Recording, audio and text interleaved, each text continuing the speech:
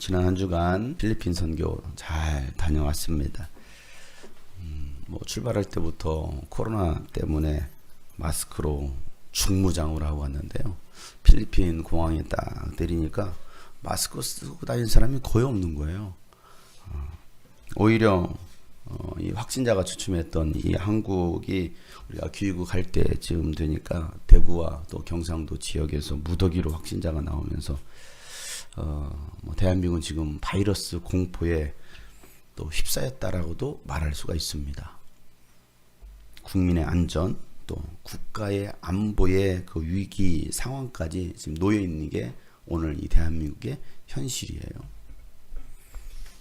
어제 집회하기로 했던 한 교회에서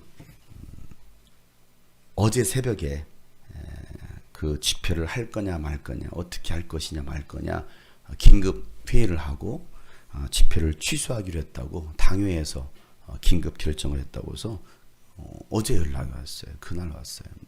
어제 집회 때문에 사실 일정을 원래 티켓팅 했던 걸 다 취소하고 다시 새벽 비행기로서 바꿔서 온 지체도 있었거든요. 집회 때문에. 근데 당일 아침에 제가 전날에도 혹시 계속 뉴스 확인하면서 이게 집회가 과연 되나 진행되나 하고 제가 전날까지도 확인해 보라고 연락을 했거든요. 그랬더니 한다고 전날까지도 한다고 해서 그래. 그러면서 이제 아침에 도착했더니만은 그렇게 문자가 온 거예요. 아침에 그렇게 취소하기로 결정이 되었다고. 이 바이러스의 공포가 예배까지도 왔습니다.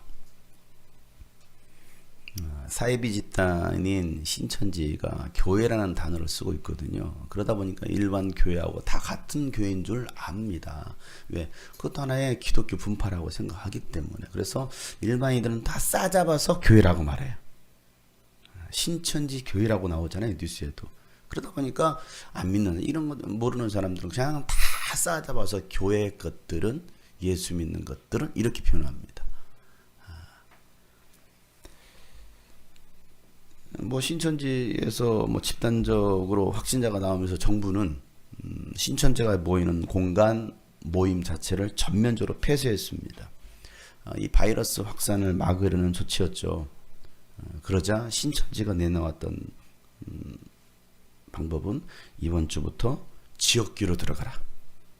왜? 본인들 교회는 다 폐쇄되었으니까 지역교로 들어가서 예배 드리라는 지령을 내렸습니다. 오신 분 환영합니다. 서로 눈치를 보세요. 혹시 너냐?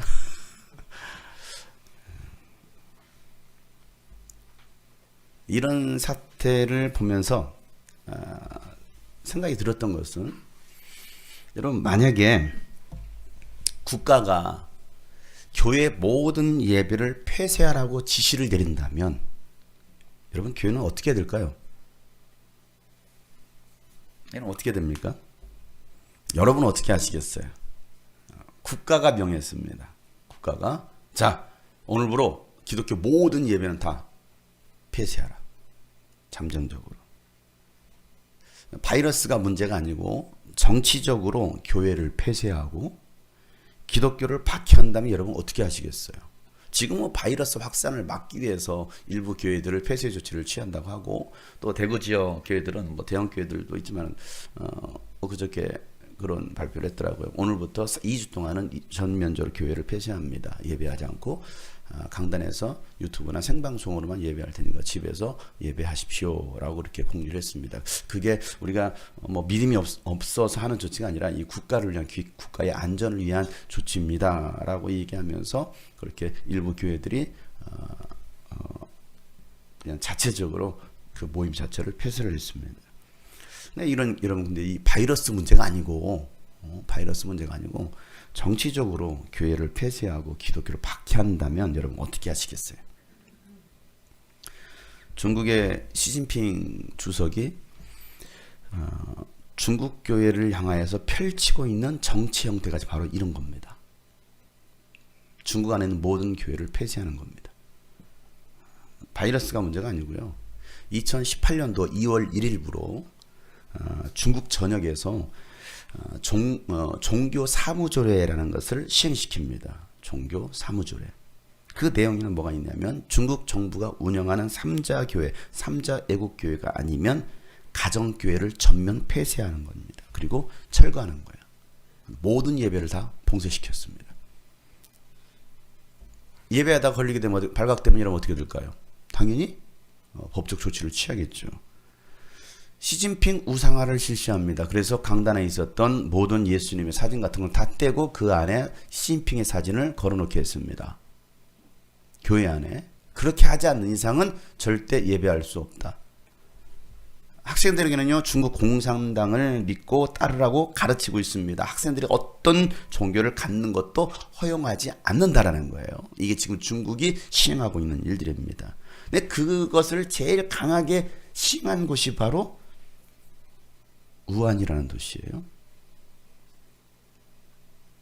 그리고 계속 확장되고 있는 그 지역이 가장 강력하게 기독교를 박해했던 지역입니다. 여러분 우연치고는 왜 그곳에서부터 그런 바이러스가 확산이 되었을까? 중국 남부 지방 정부에서는요, 빈곤 구제 혜택을 받으려면 기독교가 아닌 당에 대한 믿음을 키워야 된다라고 하고서 예수님 대신에 이 시진핑의 어떤 사진들을 각 가정에도 마찬가지고, 그러면 여러분들은 이 가난에서 구제받을 수 있습니다. 예수가 여러분을 가난에서 질방에서 구원하시는 분이 아니라, 구원하는 게 아니라 바로 시진핑입니다. 그리고 공산당 총서기의 사진을 걸어놓도록 그들은 강요하고 있어요. 그래서 중국 안에는 수많은 선교사들이 추방을 당했고 한국 선교사들 3분의 2가 추방당했습니다. 교회를 탄압하고 있습니다. 여러분, 한국에서도 이런 일이 일어나지 않는다라는 보장은 없어요. 그죠? 한국 안에서도 이런 일이 일어나지 않는다라는 보장이 없어요. 여러분, 대중이 많이 모이는 이 교회의 바이러스 확산 방지를 위해서 모든 교회를 폐쇄한다고 하면 여러분, 전부 집에서 유튜브로 예배를 드려야 됩니까? 어떻게 됩니까, 여러분? 그럼 어떻게 해야 됩니까? 지금 뭐 대한민국이 전국적으로 이제 확산이 돼가지고 걷잡을 수 없게 됐어요, 지금. 그죠?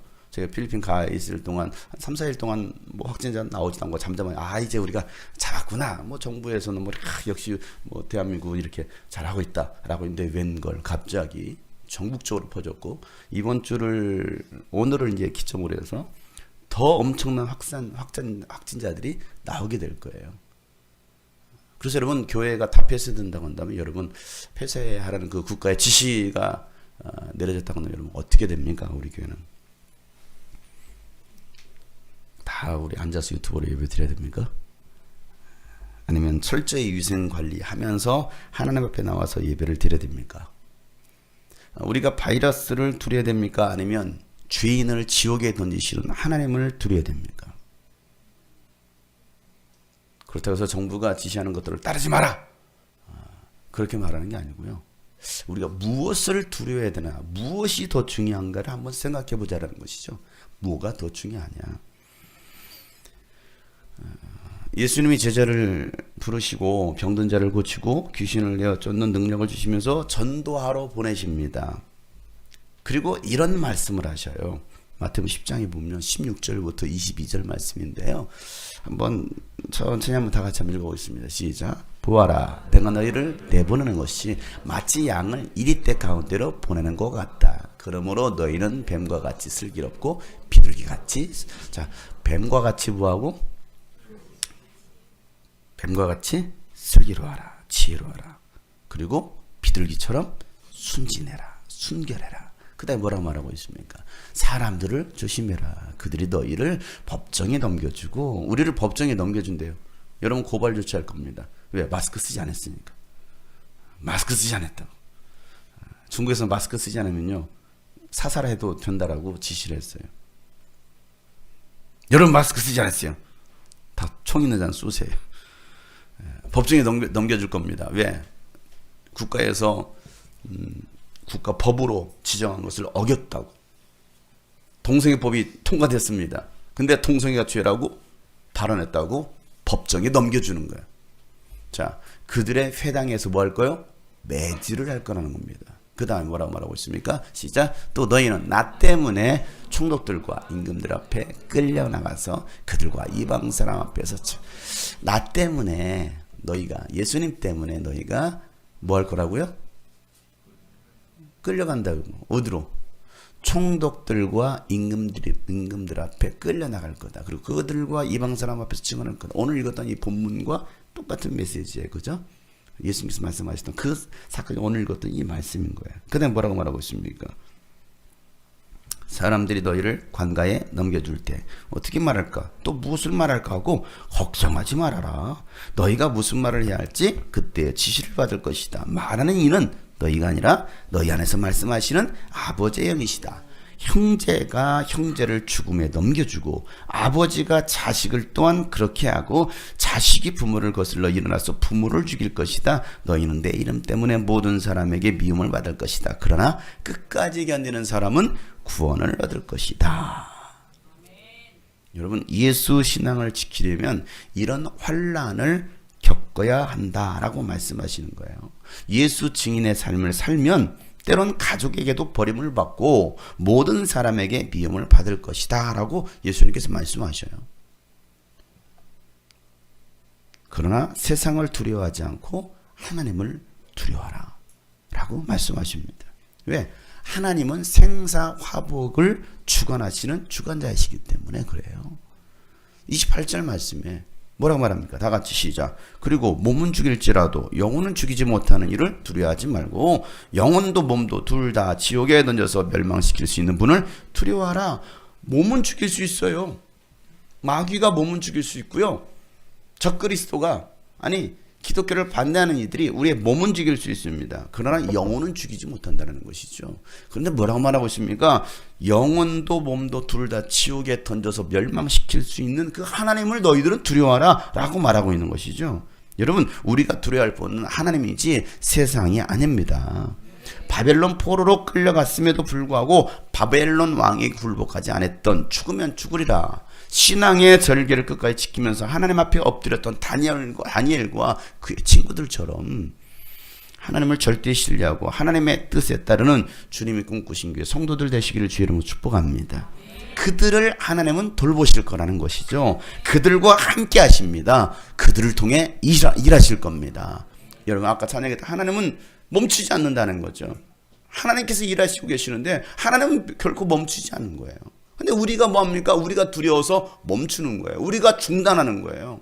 뭐가? 이 사회가, 세상이 우리로 하여금 하나님을 섬기지 못하도록, 하나님 믿지 못하도록. 다니엘이 그랬잖아요. 절하는 자는, 기도하는 자는 죽이겠다.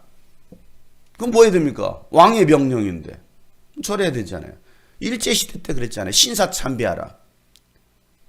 거의 대부분의 교단이, 거의 대부분의 목회자들이 다 신사참배했단 말이에요. 정치적으로. 신앙을 버리는 거죠. 신앙을. 그런 시대가 이 나라에 다시 오지 않는다는 보장이 없어요. 그러잖아요.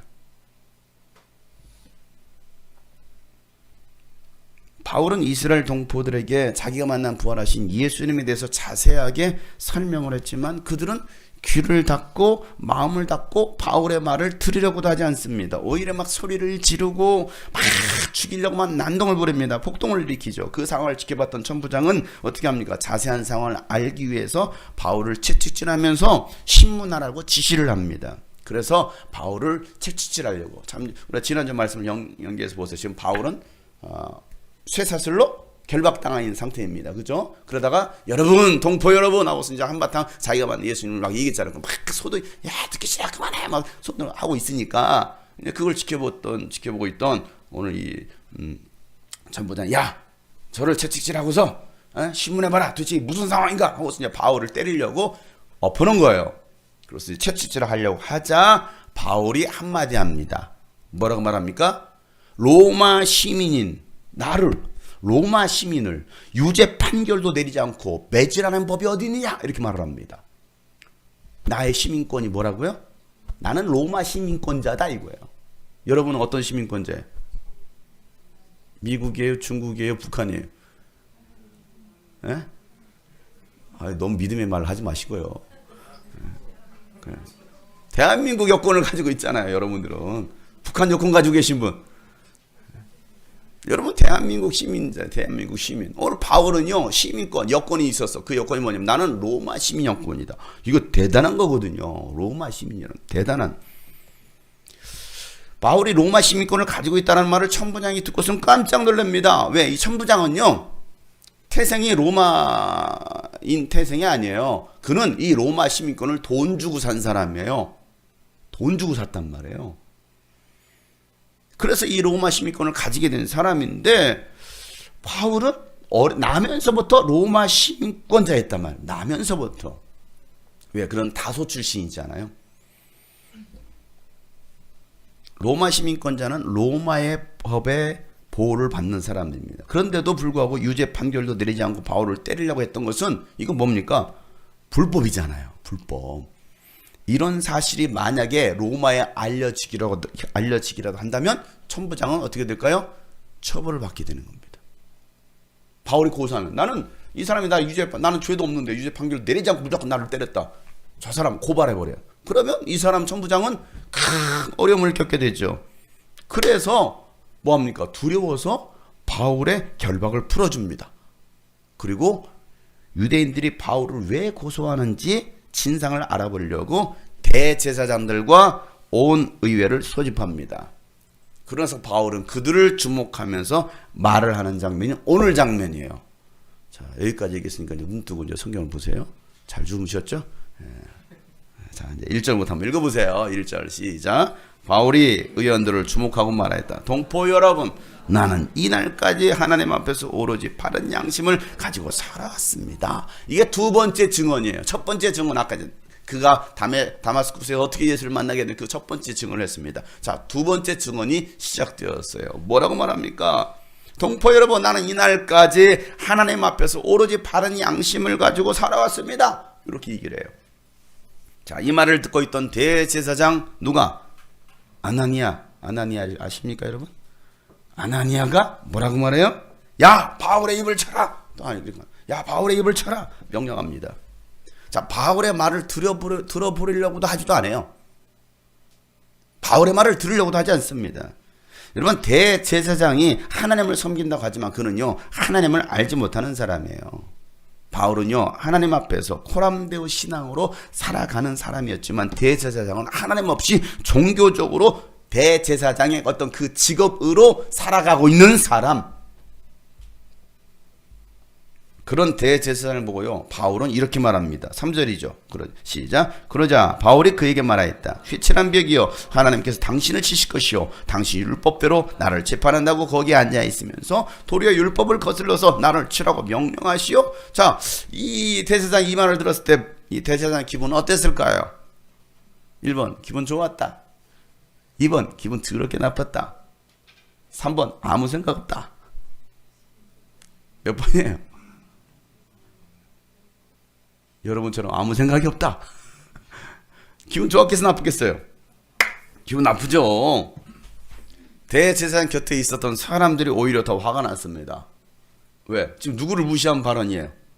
대제사장을 무시한 발언 아닙니까? 그래서 옆에 있는 사람들이 막 또 이렇게 말하죠. 4절에 곁에 서 있는 사람들이 말했다. 그대가 하나님의 대제사장을 모욕하여? 자, 뭐라고 말했어요? 그대가 하나님의 대제사장을 모욕하여? 여러분, 말은 해도 돼요. 너무 마스크 쓰신 분들만 말하세요. 그러면. 여러분, 대제사장을 모욕하여? 자, 그들은 그를 하나님의 대제사장으로 생각합니다. 자, 그런데 바울은 뭐라고 다시 말합니까? 5절 말씀 시작. 바울이 말하였다. 동포 여러분, 나는 그가 대제사장인 줄 몰랐소.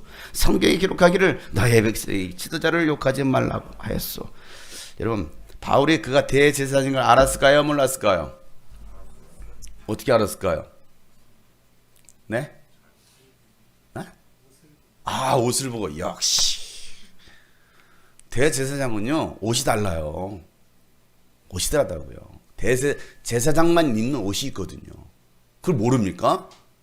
알았어요. 그런데 나는 그가 대제사장인 줄 몰랐어 라고 말합니다. 이게 뭐예요 도대체? 약 올리는 거예요? 반어법이죠. 그죠? 반어법을 쓰고 있어요.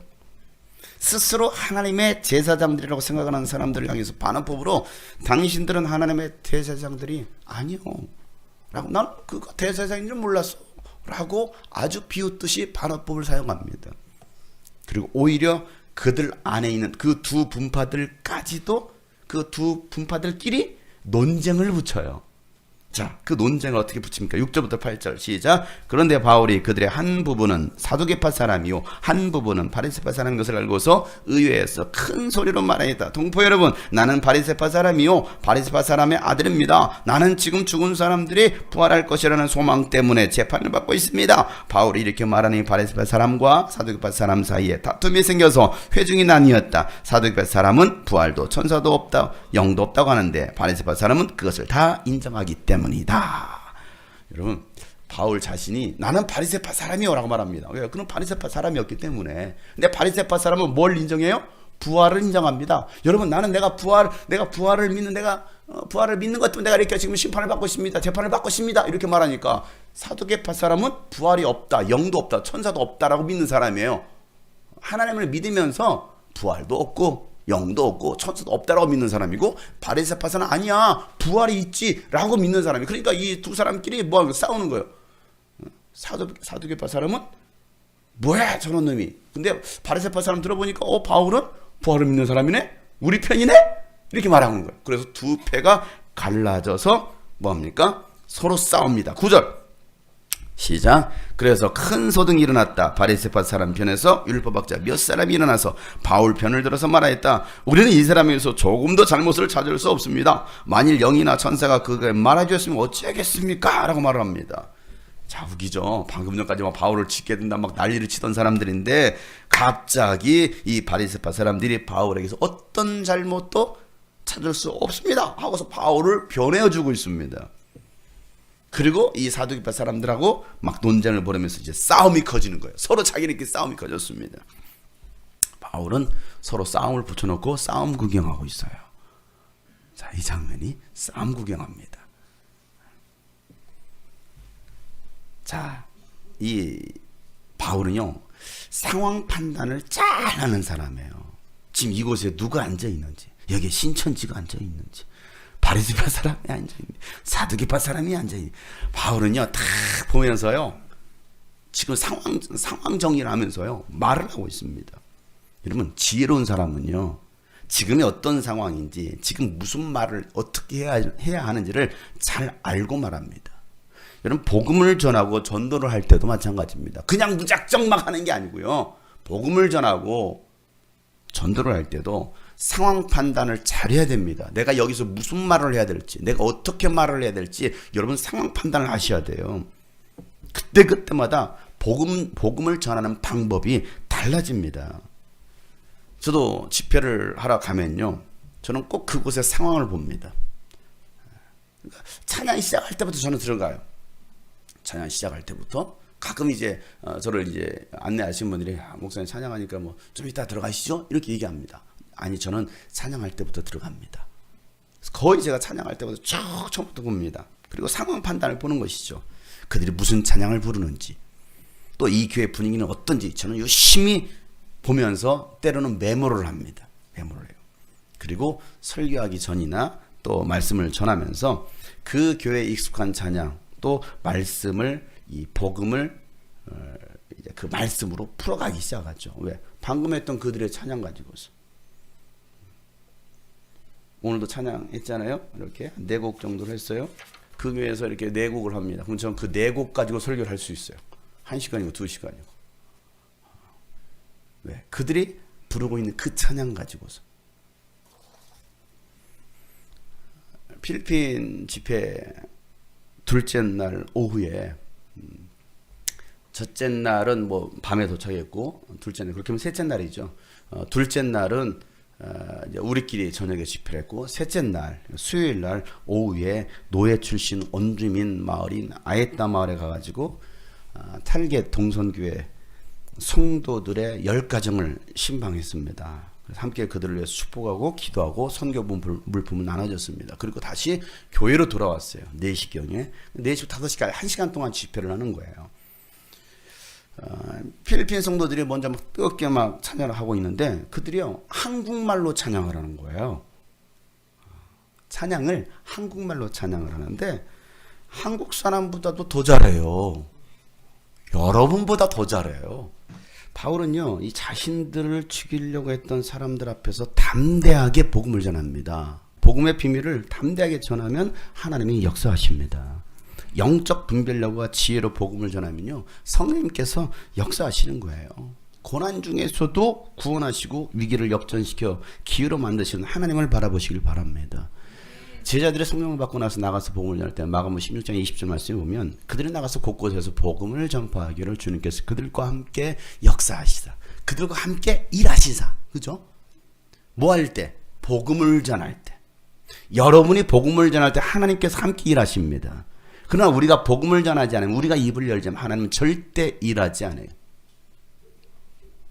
하나님은 일하시기를 원하시는데 우리가 일하지 않는 거예요. 하나님 나 좀 써주세요. 일을 해야죠. 어떻게? 복음을 전하라는 거예요. 그들이 나가서 입을 열어 복음을 전하 주께서 함께 역사하시사 여러 가지 따르는 표적으로 말씀을 확실하게 증거하게 하시더라는 것이죠. 이런 바울을 해하려고 했던 그 사람들끼리 막 서로 논쟁을 하다가 막 싸움이 커집니다. 막 싸움이 커져요. 그러자 이제는요 천부장이 군인들을 시켜서 바울을 보호합니다. 야야 바울 지켜 바울을 지킵니다. 그리고 그날 밤에 주님께서 바울에게 나타나셔서 하신 말씀이 오늘 11절 말씀이에요. 11절 큰 소리로 시작. 그날 밤에 주님께서 바울 곁에 서서 말씀하셨다. 용기를 내어라. 내가 예루살렘에서 나의 일을 증언한 것 같이 로마에서도 증언하여야 한다. 뭐라고 말합니까? 야 용기를 내. 내가 예루살렘에서 나의 일을 증언한 것과 같이 로마에서도 증언하여야 하리라 라고 오늘 주님께서 말씀하셔요. 여러분 예루살렘에서 고난을 당할 것을 알면서도 그 길 가기를 뭐합니까? 머뭇거리지 않았던 바울은요 성령께서 말씀해 주신 대로 고난을 당합니다. 그러면서도 생명을 던져서 담대하게 복음을 전합니다. 복음 때문에 하나님의 은혜의 복음을 전하는 일에 자신의 목숨을 조금도 아까워하지 않았던 그 바울, 그가 예루살렘을 거쳐서 어디까지? 로마에까지도 꼭 가보아야 하리라 했던 그 말은요 바울 자신의 생각에서 나왔던 말이 아니었습니다. 주님의 생각, 예수님의 계획이 있다라는 거예요. 내가 그저 가고 싶어서 가겠습니다라고 말했던 것이 아니었습니다. 바울은요 이 다마스쿠스에서 부활하신 예수님을 만나고 눈이 멀었습니다. 그리고 다마스쿠스에 와서 누구를 만납니까? 아나니아라는 제자를 만납니다. 아나니아라는 제자를 만나요. 오늘 공교롭게도 대제사장 이름이 아나니아입니다. 그죠? 자, 똑같은 이름인데 왜 이렇게 다를까요? 똑같은 이름인데 왜 이렇게 달라요? 그 아나니아 제자를 만납니다. 그리고 그가 바울을 안수하니까 눈이 밝아지고 하나님의 계획을 전해 듣습니다. 그 하나님의 계획이 뭐였어요? 사도행전 9장 15절부터 16절 말씀이었죠. 주님께서 그에게 말씀하시기를 가거라. 그는 내 이름을 위하여 누구에게? 이방 사람들과 임금들과 이스라엘 자손들 앞에 가지고 갈 내가 택한 내 그릇이다. 그가 내 이름을 위하여 얼마나 많은 고난을 받아야 될지를 내가 그에게 보여주려고 한다 라고 말하고 있습니다. 바울은요 바울의 사명은 이거예요. 예수 이름을 이방 사람들과 임금들과 이스라엘 자손 앞에 가지고 가서 복음을 전할 주님께서 택하신 주님의 그릇이라는 것을 바울이 알게 됩니다. 하나님의 부르심, 소명, 하나님의 보내심, 사명을 분명히 알았어요. 그래서 그는요 이 사명의 최종 종착지를 어디로 정합니까? 로마로 정합니다. 로마에서 복음을 전하기 전까지는 바울은 죽을 수도 없어요. 왜? 이게 하나님의 계획이 있기 때문에요. 하나님은 결코 그를 버리지도 않습니다. 사명을 다 이루기까지는 하나님은요 그의 손을 절대 놓지 않으십니다. 그리고 그에게 말씀하시기를 야 용기를 내어라.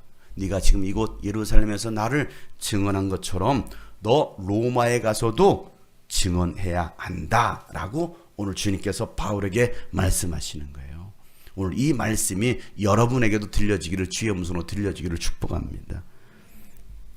아에따 마을 이 달개 동선교회 집회에서 한국어로 찬양이 끝났어요. 그러고 나서 이제는 전체 집회가 시작되었습니다. 따갈로, 그들이 쓰는 용어는 따갈로그입니다. 따갈로그로 막 찬양을 하고 춤을 추면서 막 찬양을 한참을 했습니다. 그리고 찬양이 딱 끝나자마자 갑자기 소개도 없이 바로 저보러 말씀을 전하래요. 저도 막 해서 막 뒤에 막 같이 막 찬양을 하고 있는데 갑자기 찬양이 끝나요. 설교하세요. 그러는 거예요. 설교도 없이. 먼저 설교하러 목사님 나오시길 그것도 아니야. 찬양 딱 끝나고 나서 나보고 갑자기 등 밀더니 나가라는 거예요. 그래서 저 설교해요? 라고 제가 물어봤어요. 그래서 갑자기 제가 이제 설교하게 됐어요. 사실 이 집회하기 며칠 전부터 그들에게 무슨 설교를 어떻게 해야 되지? 제가 따갈로그로 하는 사람도 아니고 한국말로 설교 통역을 해야 되는데 무슨 설교를 할지 한참 고민하다가 얼떨결에 등 떠밀려 나와서 마이크 잡자마자 옛날에 이렇게 시작했어요. 옛날에 아에따 마을이라는 곳이 있었어요 라고 얘기를 했습니다.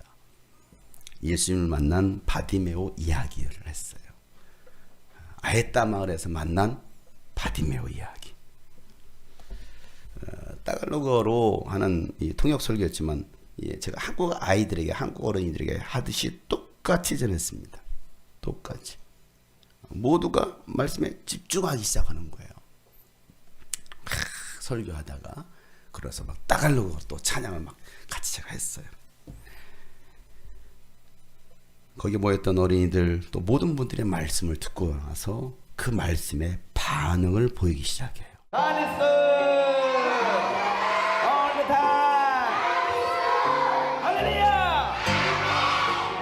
얘들아, 내가 보이니? 나도. 저 옆에 마을에 예수님이 오셨대. 누가 오셨다고? 요즘처럼 나라가 어수선하고 혼돈과 또 공허와 두려움이 온 도시와 우리 삶을 지배하고 있을 때에 그래서 마음의 평안도 없고 또 소망도 보이지 않는 이 시대에 우리가 다시 한번 주님의 음성을 드려야 됩니다. 용기를 내라. 두려워 마라. 다시 일어나서 도전해라. 내가 너와 함께하리라. 너는 나를 예비하고 나를 증거하여라. 이게 오늘 하나님께서 우리에게 하시는 메시지예요. 여러분 무엇을 두려워하십니까? 무엇이 여러분의 삶을 주저주저하게 만드십니까? 무엇이 여러분을 하나님을 예배하지 못하도록 만듭니까? 사랑하는 성도 여러분, 다시 용기를 냅시다. 복음을 두려워하지 맙시다. 세상에 그 어떤 것이 우리를 위협한다 할지라도 주를 바라보고 담대하게 이겨낼 수 있는 믿음이 우리 안에 있기를 간절히 소망합니다.